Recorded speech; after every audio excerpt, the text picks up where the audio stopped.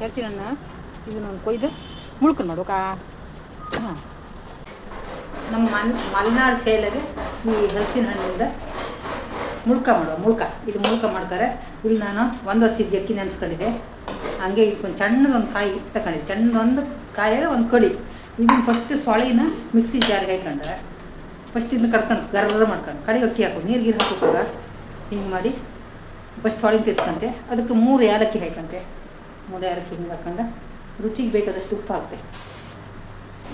ಉಪ್ಪು ಇಷ್ಟೇ ಕಡ್ಕೊಂಡೆ. ಇದನ್ನು ಫಸ್ಟ್ ಕಡೆಗೆ ಅಕ್ಕಿ ಹಾಕ್ತೆ. ಸೊಳೆ ಹೀಗಾಯ್ತು. ಹಿಂಗೆ ಕೂಡಲೇ ಈಗ ಇದಕ್ಕೆ ಅಕ್ಕಿ ಹಾಕಂತೆ.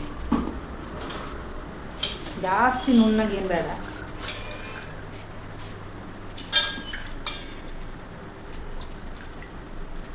ಇಷ್ಟು ಗಟ್ಟಿ ರುಬ್ಕೊಂಡ್ಕ ಇದು ತರ್ತರಿ ಇಷ್ಟು ಗಟ್ಟಿ ರುಬ್ಕೊಂಡ್ಕೆ ಕಾಯಿ ಹಾಕಲ್ಲ. ಕಾಯಿ ಮೊಸರು ಹಾಕಂತೆ ಮುಳುಕ್ಲೈಕ ಹಿಂಗೆ ಮಾಡಿ ಹಿಂಗೆ ಮಾಡಿ ಇದು ಹಲಸಿನ ಮುಳ್ಕಾಯಿ ಹ್ಯಾಂಗೆ ಬಿಡೋದು ಅಂದೇಳಿ ತೋರಿಸ್ತೆ ಕಣಿಗೆ. ಹಿಂಗೆ ಬಿಡು, ಗೋಧಿ ಬೀಜ ಬಿಟ್ಟು ಹಂಗೆ ಬಿಡು.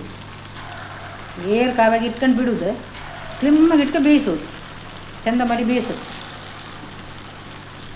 ಇದಕ್ಕೆ ಸೊಸೈಟಿ ಅಕ್ಕಿ, ಹಲಸಿನ ಹಣ್ಣಿನ ಸೊಳೆ, ತೆಂಗಿನಕಾಯಿ ತುರಿ, 3 ಏಲಕ್ಕಿ, ರುಚಿಗೆ ಬೇಕಾದಷ್ಟು ಉಪ್ಪು ಹಾಕಿದ್ದೆ. ಅಂತಕ್ಕಂಥ ಹಲಸಿನ ಹಣ್ಣು ಭಾರಿ ಸಿಹಿದಿ. ಬೆಲ್ಲ ಅಂತ ಹಾಕಲ್ಲ. ಬೆಲ್ಲ ಹಾಕಿದ್ರೆ ಮುಳ್ಕ ಕೈಟುತ್ತೆ. ಹೀಗೆ ಕರೆದು ಬಿಟ್ಟರೆ ಮುಳ್ಕ ಲಾಯ್ಕ. ಇದಕ್ಕೊಂದು ಹಸಿ ಮೆಣಸಿನ ಪುಡಿ ಚಟ್ನಿ ಮಾಡ್ಕೊಂಡು ತಿನ್ನು. ಖಾರ ಸಿಹಿ ಒಳ್ಳೆ combination.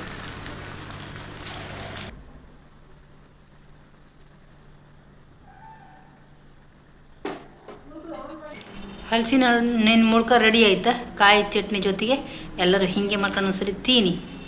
Thank you for watching.